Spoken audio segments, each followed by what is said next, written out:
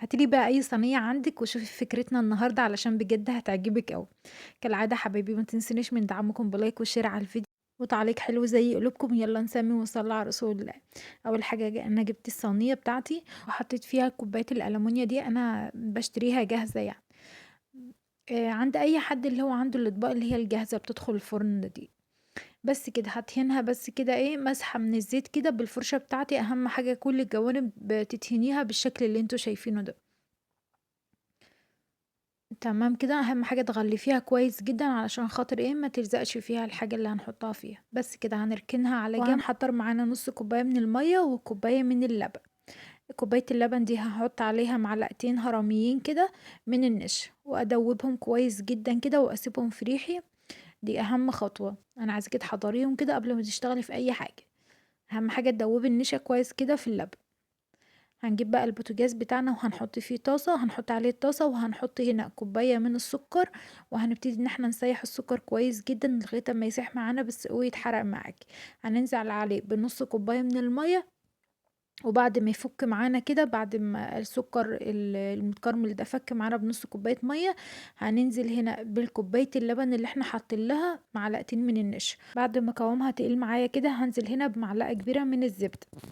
لو مش عايزة أو مش متوفر عندِك زبدة ممكن تحطي معلقة من السمنة، بس كده هنخلّص بقى الكراميل بتاعنا ونسيبه يبرد تمامًا.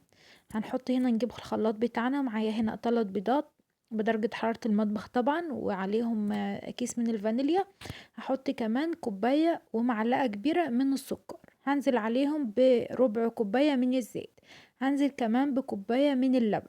إن شاء الله هاسيب لكم المقادير دي في أول تعليق مسبق. وهاخلط الخليط بتاعنا ده كويس في الخلاط، هابتدي بقى هنا أجيب البولة تانية وأحط كوبايتين ونص من الدقيق، عليهم باكو من الكيك شيف أو باكو من البودر العادي، وهانخلهم كويس جدًا أول حاجة، هابتدي أنزل عليهم بالخليط اللي إحنا عملناه في الخلاط وهاقلب كويس جدًا كده لغاية أمّا نكوّن معانا خليط الكيكة بتاعتنا يكون بالطريقة دي، ما يكونش لا هو خفيف ولا هو تقيل، بحيث إن هو لو كان خفيف معاكِ هيدخل معاكِ الفرن الكيك وبعد كده هيهبط معاكِ.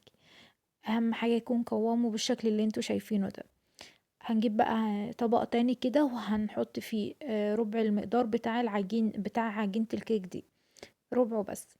هنجيب هنا معلقة كبيرة من الكاكاو الخام وهنقلبها فيها كويس جدًا كده. لغاية أمّا ندخّل كلّه مع بعضه كده يبقى خليط كيكة شوكولاتة زي ما أنتم ملاحظين كده. بس بقى هنجيب بقى الكوبايات اللي إحنا عملناها بعد ما دهناها كويس، هنحط هنا الخليط اللي هو بالفانيليا في كل الكوبايات بتاعتنا الأول، دي الطبقة الأولانية. وإحنا شغالين كده طبعًا بنشغّل الفرن بتاعنا بندفّيه مش بنسخّنه، لأ أنا عايزاه يكون دافي مش سخن، بحيث إن هي الكوبايات ما تدخلش الفرن ت تبتدي إن هي على طول تعلى وتكون أصلًا قلبها عجين، لأ أنا عايزاه دافي بس. بعد ما حطيت هنا اللي هو بالفانيليا هانزل عليه كده بمعلقة كده من كل في كل كوباية كده من خليط الشوكولاتة، تمام كده. وطبعًا الكراميل اللي إحنا حاطينه في التلاجة بعد ما خلّصناه، هاوريكم بقى دلوقتي هاعمل بيه إيه. عايزاكم بقى تعملوا الوصفة دي علشان بجد هتتوهموا من طعمها.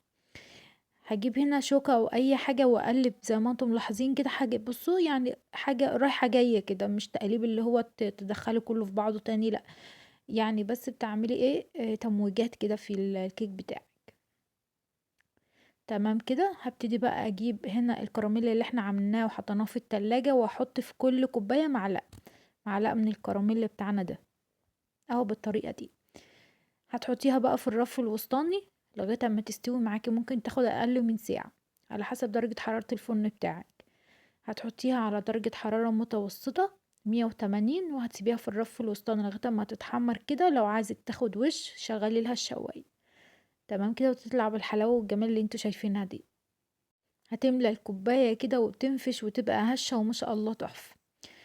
طب الكراميل اللي إحنا حطيناه بقى ده راح فين؟ هاقول لِك إن هو نازل كده في قلب الكيكة وهيبقى كده يعني صوص منه فيه كده تحفة. هاوريكم دلوقتي شكله بقى عامل إزاي. بس الأول كده باسيبها لمّا تبرد الأول وبعد كده أحرّكها وأطلّعها من الكوباية. بصوا شكلها عامل إزاي، تحفة يا بنات. ولا طعم الكراميل بقى طعمه سكر كده، طعمه زي العسل. اهم حاجة وانت بتعملي الكراميل بتاعك خدي بالك علشان السكر ما يتحرقش، لو اتحرق هيمرر معاكي. خلي بالك كده وانت بتقلبي السكر، خليكي جنبه، ما تروحيش في حتة علشان ما يتحرقش معاكي. بصوا انا بحرك كده الكوبايات بحيث ان هي تطلع معايا بالراحة، واهم حاجة ان احنا ندهنها كويس علشان ما تلزقش. بصوا خلاص كده انا طلعتهم من الكوبايات، بقى شكلهم بالجمال اللي انتوا شايفينه ده. هوريكم بقى القلب بتاعها، عايزه اقول لكم هشه وسفنجيه وما شاء الله خفيفه من هنا للسنه الجايه. بصوا شكلها حلو ازاي، تنفع بقى للاولاد في اللانش بوكس، وتنفع بقى للفطار وفي العشاء وفي سهرة بالليل كده، سهرة الشتا دي بتبقى عايزة الحاجات الحلوة دي. بصوا شكل الكراميل عامل ازاي من جوه، سايح كده وطعمه زي العسل. بتمنى يكون عجبكم الفيديو، لو عجبكم ما تنسوش تشيروه مع اصحابكم، ولايكات كتير يا بنات على الفيديو علشان بجد بتشجعوني وانزل لكم فيديوهات تانية. قولوا رأيكم بقى في الكومنتات، وعايزاكم بقى تعملوا متابعة للصفحة، وان شاء الله اشوفكم على خير في فيديو تاني جديد. مع السلامة.